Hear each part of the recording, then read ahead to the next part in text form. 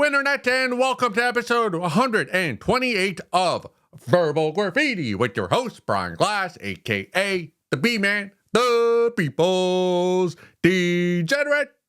I feel like I need to burp. It's coming up. It's gargling in that. Is it esophagus? Is that what this area is between the stomach, the fatty stomach, and the foul mouth of mine? Whatever that. The throat, the deep throat area. Actually, past the deep throat area is where it's forming. It's bubbling there because I was drinking before this episode. I was getting ready for it. Hey, B-Man, People's Degenerate, Brian Glass. How do you get ready for episode 128 of Verbal Graffiti? Well, I chugged a glass of milk, skim, non-pasteurized. I believe it was non-pasteurized. Sorry. No, it was pasteurized.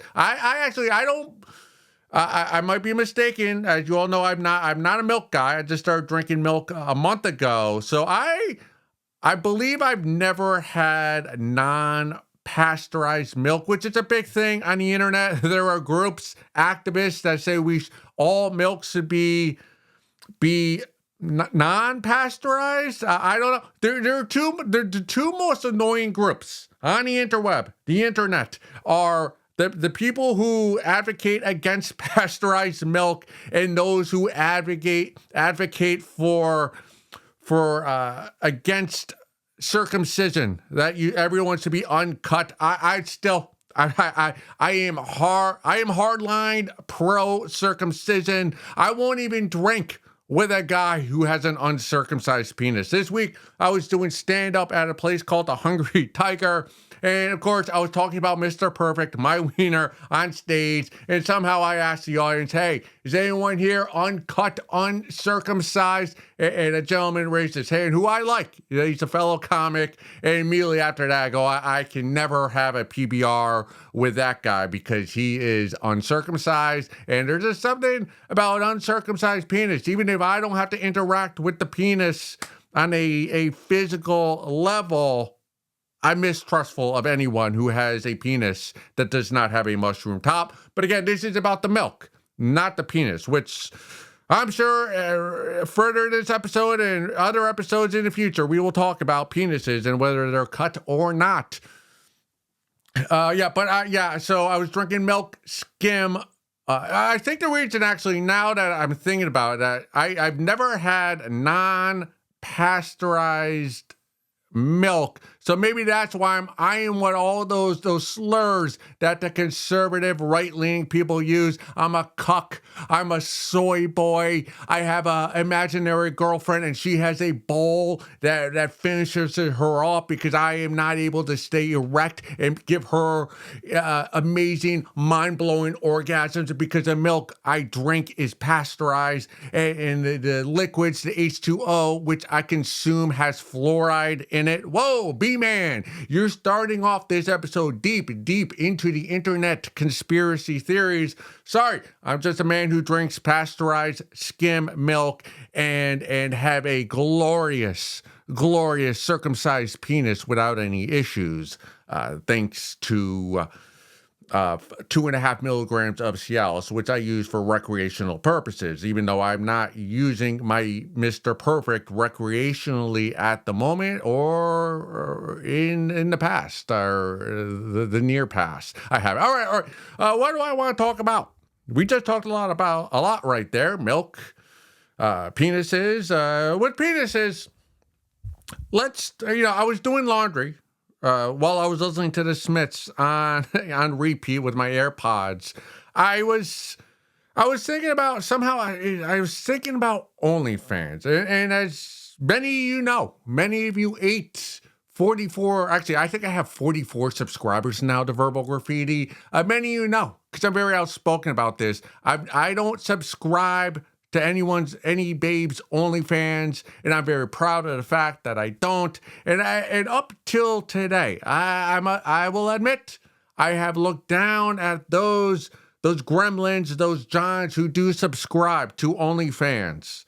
And I call them cucks and soy boys, and they need a bowl and all that. They need a chair in the corner of the room as their wife gets fucked on their bed. Anyway, I'm reversing my stance. I'm a 180. I'm not pro OnlyFans content creators, but I am pro Johns, regardless of sex, male or female, who subscribe to a ladies or a babes OnlyFans account. Let me let me let me give my dissertation as to why I am okay with the Johns giving their money to the OnlyFans for their creation on that platform.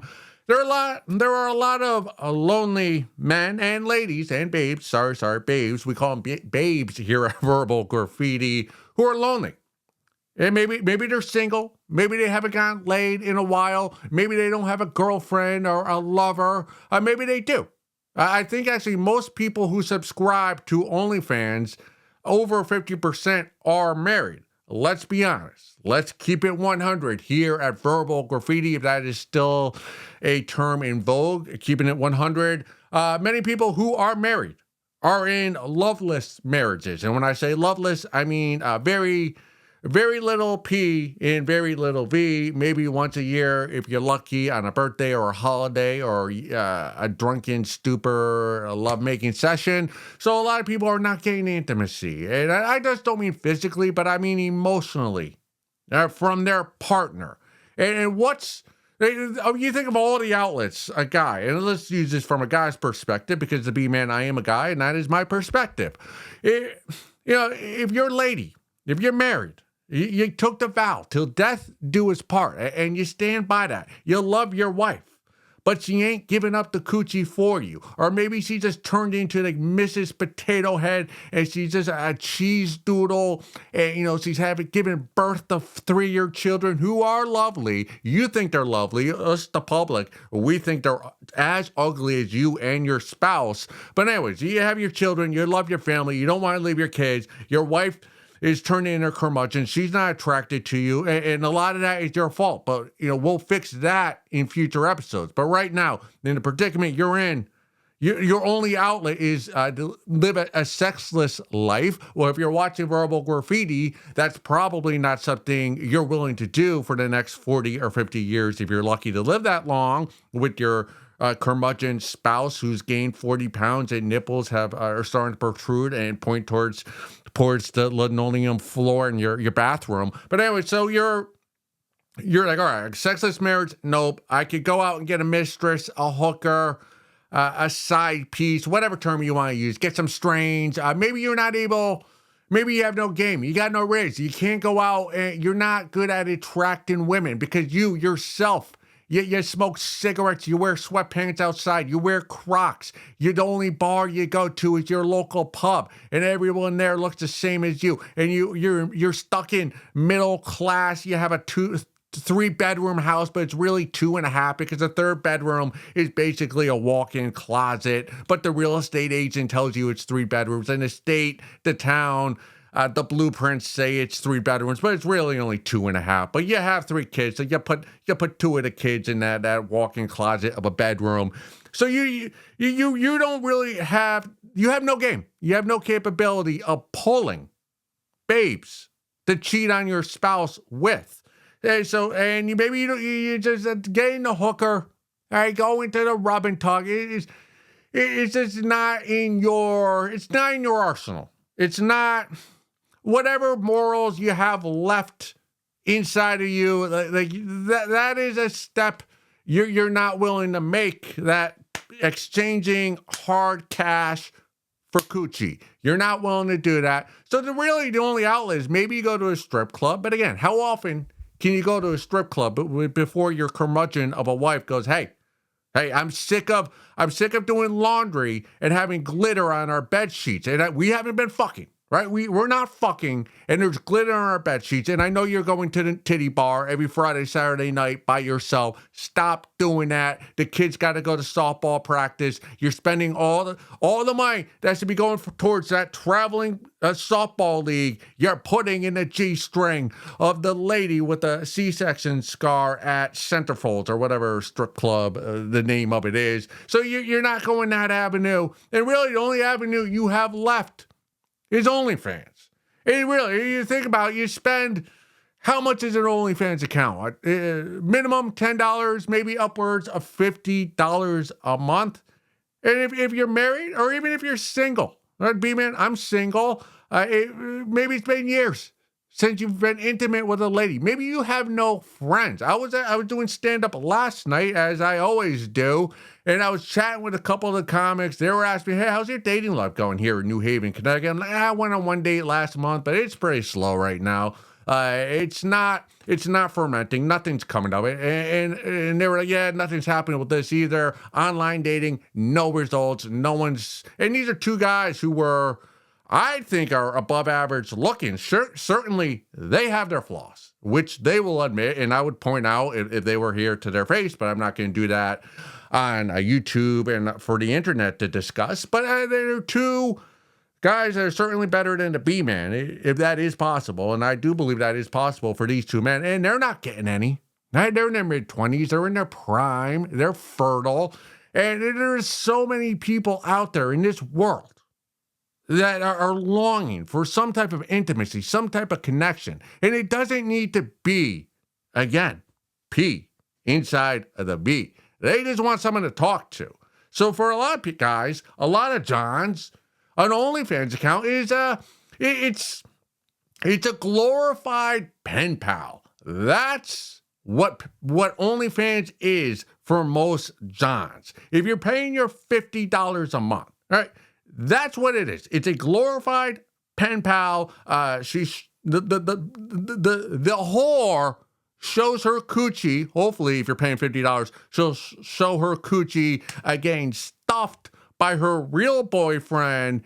But the cool thing about it is like she'll interact with you. I assume most OnlyFans creators, they Twitch every night and they communicate via text or messaging with their Johns. So if you have a babe that you're paying $50 a month and she's filling some type of void, a loneliness you have inside of you, and she's messaging you, and I'm not talking about someone like Lily Phillips who has millions of followers on OnlyFans. I'm talking, if you find an OnlyFans creator, a babe out there from Arizona State University who's spreading her legs, diddling herself with the Hitachi wand, and she has now maybe 300 followers, you could be pretty certain when you message that floozy, that whore, that OnlyFans creator, that when she messages you back, it's actually her, or maybe her boyfriend or one of her girlfriends or somebody she knows.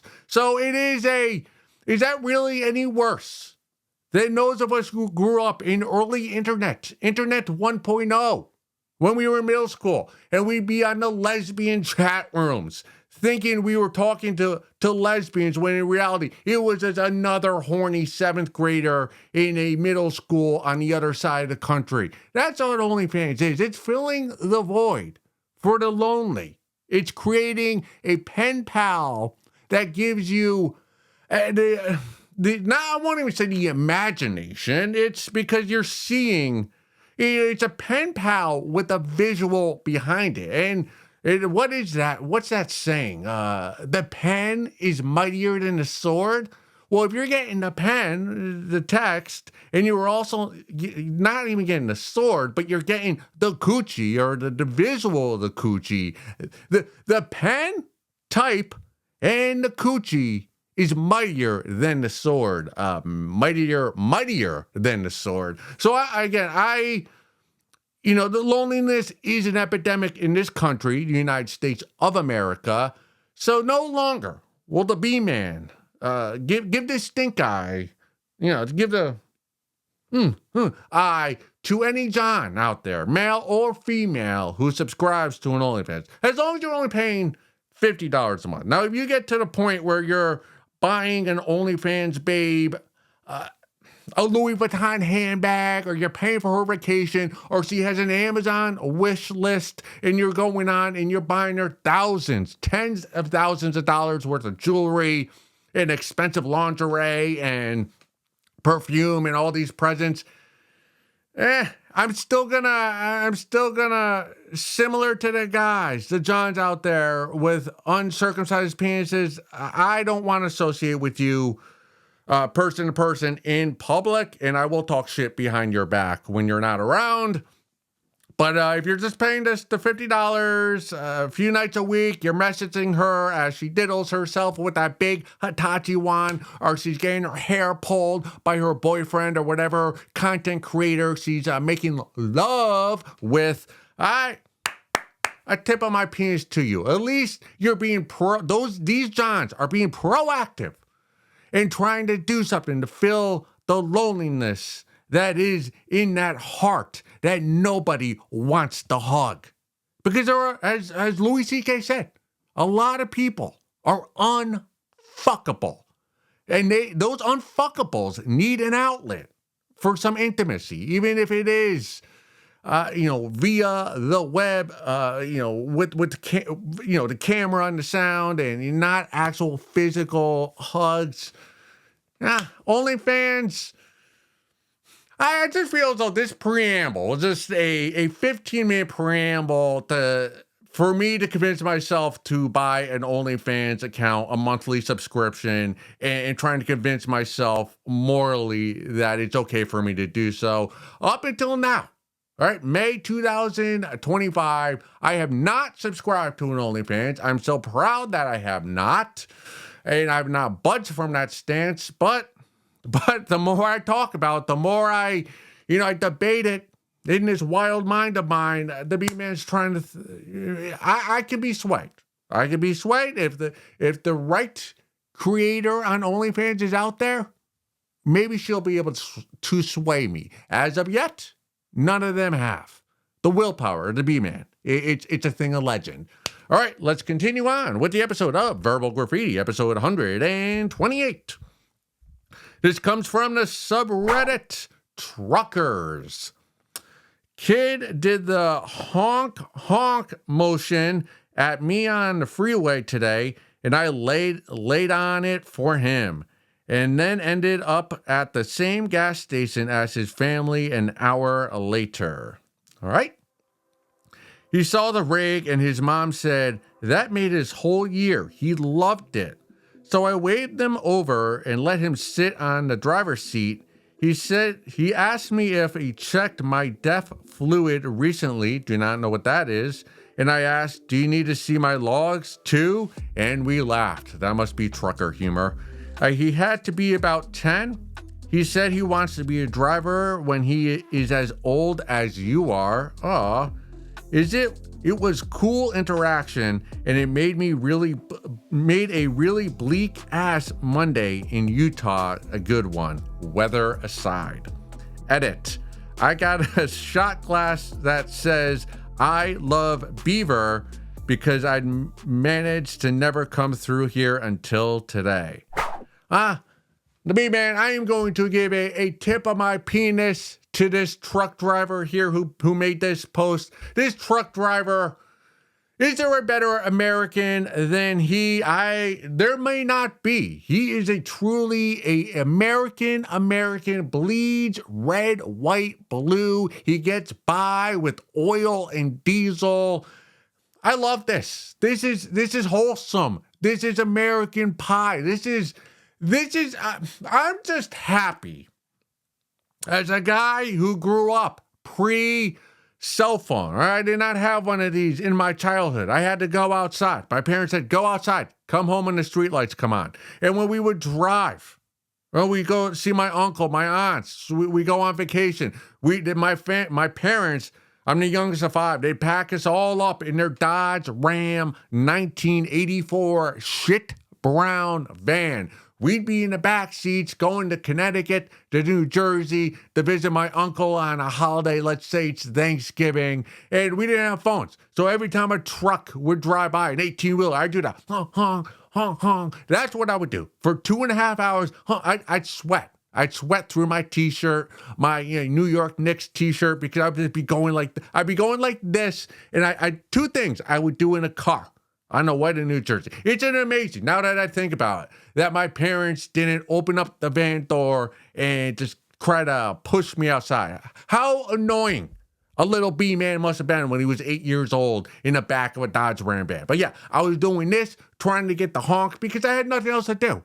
I didn't have a phone. I couldn't play games. I couldn't text. I couldn't message. I couldn't look at smut. I was looking for 18-wheelers, drivers, to try to get the eye contact. Honk, honk, honk, honk. And when they would do it, we would all cheer in the car. I would do that, and I'd also do the thing where I try to like make my fart noise with my armpit. I don't even know if I could still do that. But hey, it warms that black heart that I have. It turns it a bit gray, knowing that there are still little boys out there who are doing the honk noise, and that there are drivers of those 18-wheelers who are laying it on thick for those boys that are honking. So to that, we still got it. You know, America, we might have tariffs, and the economy may be collapsing. The politicians are stealing all our money. There's potholes on every interstate freeway in the country. But we still got it, right? There's still some hope. If there's a truck driver going honk, honk, there's still hope for America in our future. So I'm very happy that this happened, that this interaction happened in the wild. Where was it? Utah? I've never been to Utah. That's a great thing.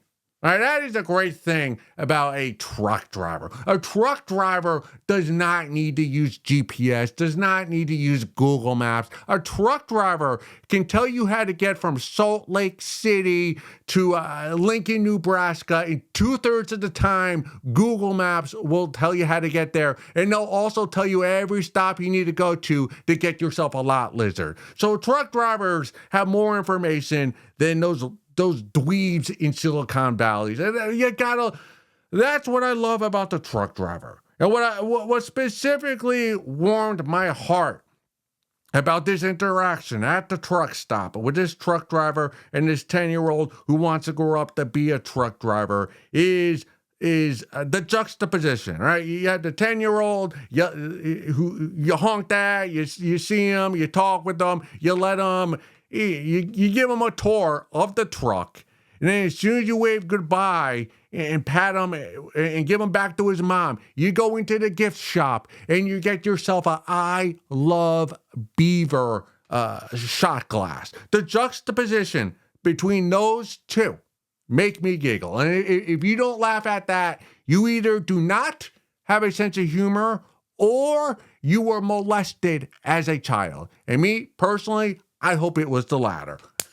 All right, so again, because I love beaver, that's a play on words for beaver, meaning I believe that still means a vagina. So a truck driver, what is there not for a 10-year-old prepubescent boy to look up to? It's a guy. The truck driver commands the road. He hard liquor, strange pussy. As a 10-year-old, that is the dream. So I hope this 10-year-old grows up to be a truck driver like the guy he saw today on his post.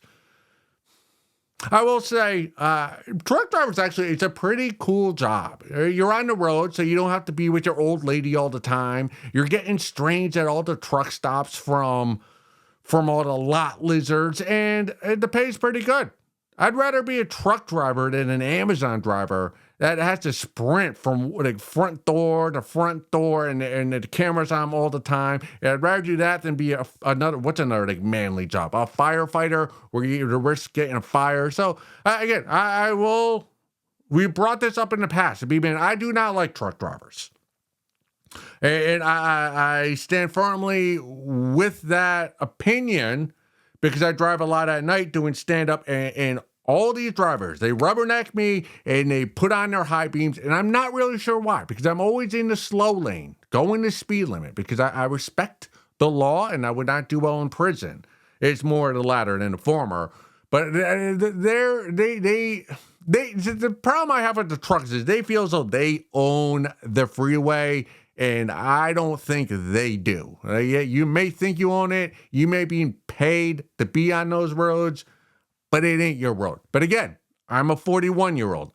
As a 10-year-old, all 10-year-olds should look up to the truck driver of the 18-wheelers on the freeways of the United States of America. So I hope this 10-year-old does not become jaded as he becomes older like the B-man has. I can only hope. But to this truck driver, Good for you. And I one day, I hope to run into you at a truck stop, and I'll buy you a shot, and hopefully you have your I Love Beaver, and you'll have the bartender pour in that, and then we'll talk about some of the strains you've gotten on your travels, commandeering the freeways of America. Let's go look at some photos.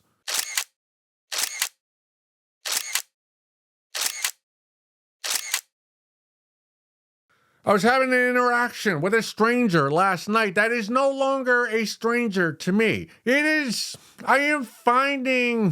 learning about myself. The B-Man, I am learning that I enjoy talking to strangers, which is a bit peculiar because I do not like speaking, even though I put out 2 episodes a week speaking in a room by myself to nobody. In reality, like non-camera life, I do not like speaking. I am very quiet. I'm very content sitting in the back of the room, judging everybody else's interactions. But the people I know in my life that I'm very close to, I don't really like talking to any of them. I see them. I enjoy their company, but it doesn't like that void inside of me, that empty vase that needs H2O.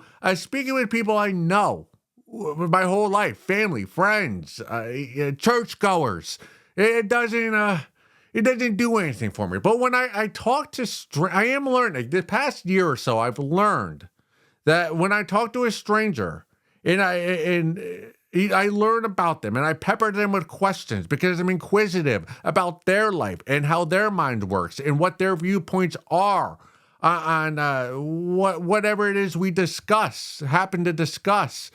I do find that it's not so much fulfilling, it's entertaining to me.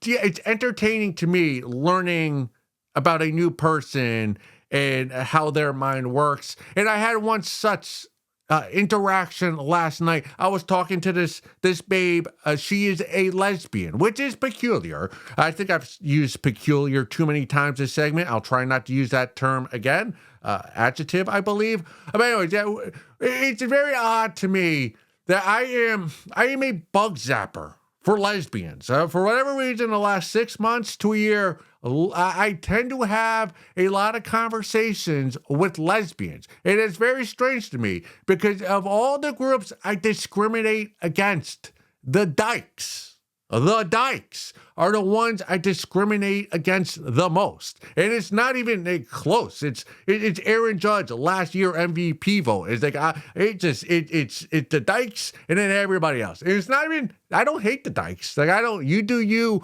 I do me. We both love the babes. I just feel as though a lot of those lesbians are lying about their sexuality to me. But that's another topic that we discussed quite often here at Verbal Graffiti. But anyway, we were talking, and she was telling me how she hates how people ask her about her hobbies.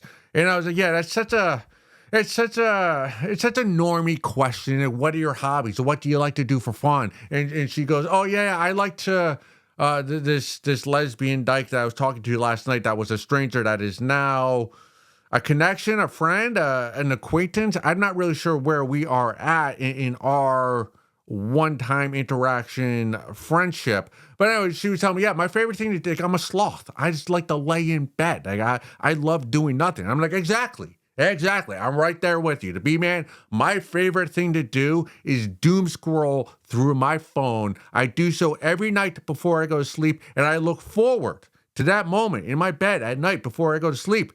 Doom scrolling. I look forward to that all day. I have an addiction to the doom scroll, and I'd rather, if the B-Man is talking with you in person or on the phone or via text, I'd rather be doom scrolling through my phone, reading the tweets of strangers I've never met. What a weird world the B-Man, all of us reside in. And we were talking about how we hate small talk, with me and this dyke, that is, and I use that term lovingly, if so possible. I use the term dyke lovingly. Anyways, so we're talking, about how hating small talk with these normie NPC people. And I was telling her how my New Year's resolution is to lie to strangers. And when they try to make small talk with me, like, hey, B-Man, or hey, how's your day going? I tell them, oh, I just cheated on my spouse again. I gotta stop doing that. And just kind of that little bit of fuckery I've been trying to do with people this year. Sometimes I forget, sometimes I remember. And she laughed, she giggled, and we were talking. And then somehow we started talking about smut. Again, to be married, it's a common theme throughout my life. If somehow, if we have a conversation that lasts more than 5 minutes, the topic of pornography and what it is you look at is probably going to come up. And she told me she got rid of her Facebook, all of her platforms. She's not on social media. And I go, I don't really use Facebook. I prefer X, Twitter. And she goes, oh, I only use that for porn. And I go, excuse me? What do you mean use that for porn? And she goes, oh yeah, Twitter is all porn. And I know, to be man, I know that there is a lot of smut on Twitter, but I purposely do not. I don't follow any porn stars or any naked accounts on Twitter because that is the one platform I can use in public. I can open without fear. I've curated my follows so that I can open it up in public with a stranger next to me and not get arrested. Does that make sense? Because if I open it, there's not going to be any nudity. No one's going to accuse me of wanking it in public. So I purposely make my Twitter X clean. And she told me, and I was explaining this to her, why I use Reddit and why I only look at Reddit in the privacy of my own home, and X is, so I use Reddit for smut, and I use Twitter X. I use there's news, sports, politics, comedians, that I use that for real stuff. I mean, she was telling me, oh, what you should do. This dyke was telling me this. She told me you should make a second Twitter X account, and you could use that one to follow all the smut that you want. Therefore, when you open it in public, you can use your safe one. In the privacy of your own home, you could use your the nefarious X account. And I sat there, or I stood there in the parking lot going, that's a pretty damn good idea. I'm going to do that. Why did I not think of this? I've had Twitter since, when was it? 2012, 2014, whenever the Twitter, formerly Twitter, now X started, I've had an account. Not once did I ever think, or even, I never thought about opening up a second account just for smut. When I was talking to this dyke, I'm like, yeah, you're on to something. I'm going to do that because I'm very frustrated with smut on Reddit because there's no sound. So when you find a video that you like, you got to open it up in red GIFs. We can go more into this in future episodes, but we have more things we need to get here at episode 128. But I want to thank this dyke that was a stranger that now is somebody.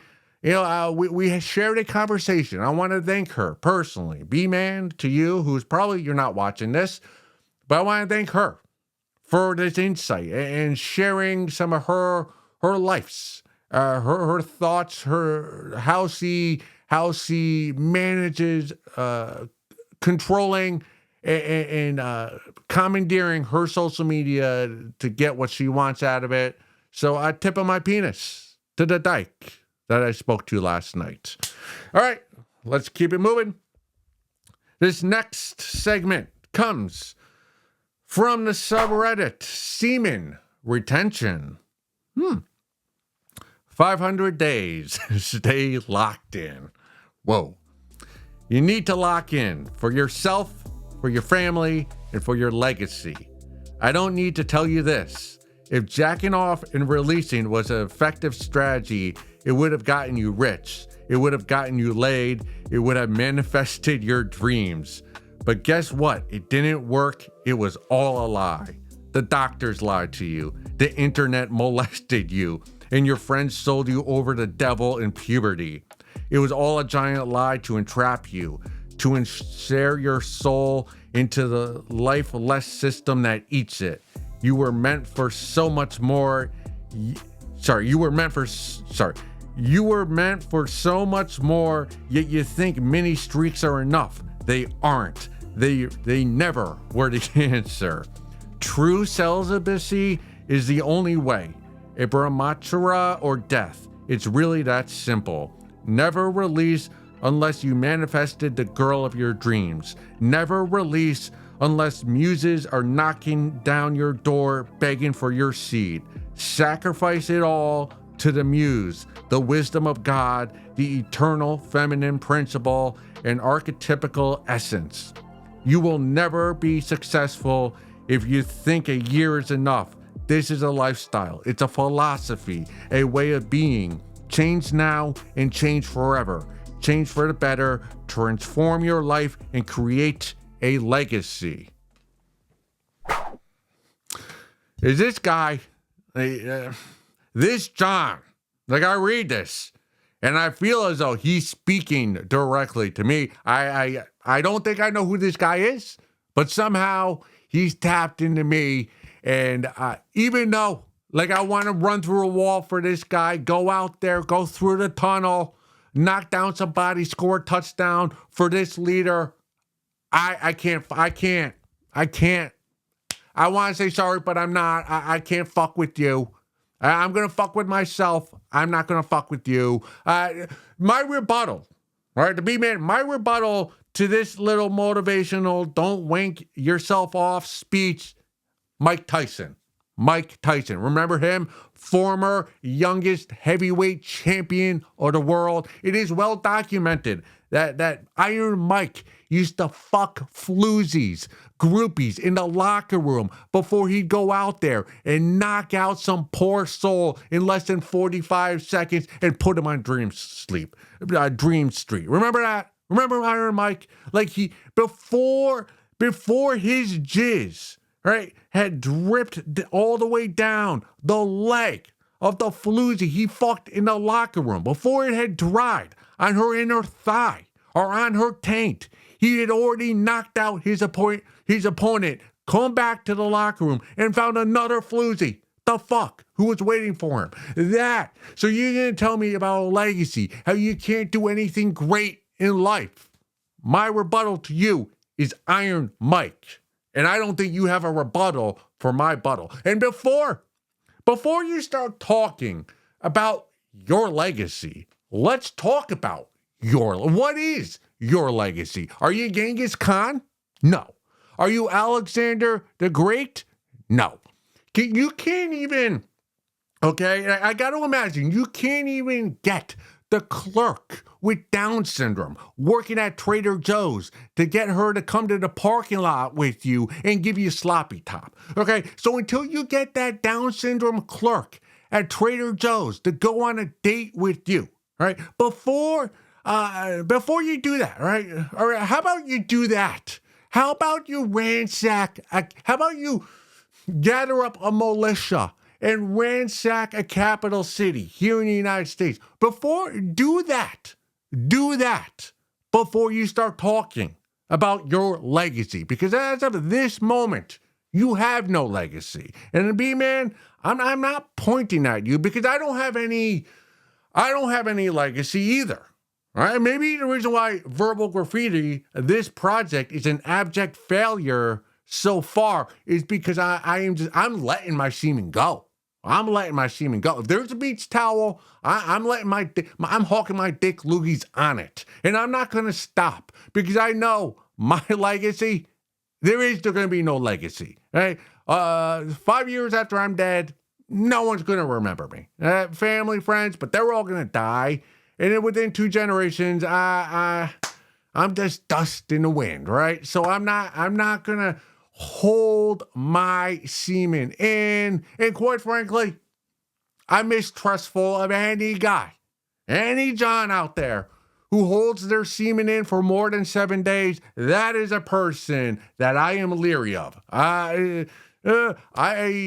You can be more comfortable around a guy who, if a guy just tells you, hey, I wanked it before we met for lunch, like I'd rather that than a guy come up to me and go, yo, 45 days. Here's my chip. I haven't wanked it. Like, it's just a guy who holds the semen in. That is a guy who's more apt to commit a sexual crime than a guy who's relieved himself of the devil's juice of all that goo. And as for, it actually, it makes me think of, remember what's his name? Pee Wee Herman? Pee Wee Herman, he got caught wanking it in an adult movie theater. And to this day, I've always contested that the police officers who had arrested him, they should have let Pee Wee Herman go, and they should have arrested the Johns in that adult theater who were not touching themselves. Because the way I view the male anatomy, because I know how men work. I know how us Johns work. If you're at an adult theater and you wank yourself off, you relieve yourself, you hook your dick loogie, on the concrete floor or the seat in front of you. When you leave that theater, you're calm, you're relaxed, you're going to go home and live the rest of your life. But if you're watching a smut film, feature film, 90-minute film in an adult theater, and you do not touch yourself, and you leave that theater with all that angst in you, and you haven't released it, that is the person that the cops should be following, because that is a person who's more likely to commit a crime than the guy who hawked his dick loogie inside of that theater. Same thing with you and your semen retention. You are likely to commit a sexual crime, and I want nothing to do with you, and nor do any of us here at Verbal Graffiti want anything to do with you. As for manifesting the lady, the babe of your dreams by retaining your semen, there is no way to lose the babe of your dreams faster than engaging in celibacy. Let me explain. Let me give an example of what I'm getting at here. All right, let's say that floozy that works at Trader Joe's. You just moved to New York City. You're shopping at Trader Joe's. You've been eyeing this babe for a month. You finally you muster up the courage to ask this babe out on a date. She says yes. You do all the plans. You're walking to the movie theater. All right, you haven't wanked it. You've let that semen in you. It's dormant. Right? It's a volcano that hasn't exploded for 500 days. You just have millions, hundreds of millions of sperm just inside that scrotum. Just layers of it. You can almost feel the semen in your veins. You got 500 days worth of semen, and you're walking to the movie theater at a brisk pace on a mid-October evening. There's a nice breeze, and you get the smell of leaves falling off the trees, and there's a brisk. It's brisk. There's a mist. It's not a rain, but it's a mist, and the mist kind of reminds you of your semen that's inside of you. And you're walking with the lady of your dreams that you asked on a date from Trader Joe's, and she's into you, and she's laughing at your jokes. You're like, holy shit! In your head, you're like, holy shit! This might actually turn into something. I'm really manifesting the lady of my dreams through my semen retention. But here's what happens. The two of you are walking. It's a New York City street. It's crowded. So, people are walking in our directions. Your lady of your dreams she moves to the side and she bumps your thigh. And what happens is that is the first lady. That is the first physical contact you've had in nearly 2 years. And this is what's going to happen. She's going to hit your thigh, and your semen in your scrotum, 500 days worth of goo that spooge is gonna shoot out all up into your jeans. It's gonna be horrifying. It's gonna be so horrifying that not only is this lady gonna end the date on the spot, she's gonna go home, unfollow you, block you on every social media platform. She's also gonna call the police, and you're probably gonna be apprehended. And this is all because of your semen retention for 500 days. The way to live life is to wank off as much as possible. And especially if you manifest the lady of your dreams, the babe of your dreams. You always jerk off before your first date.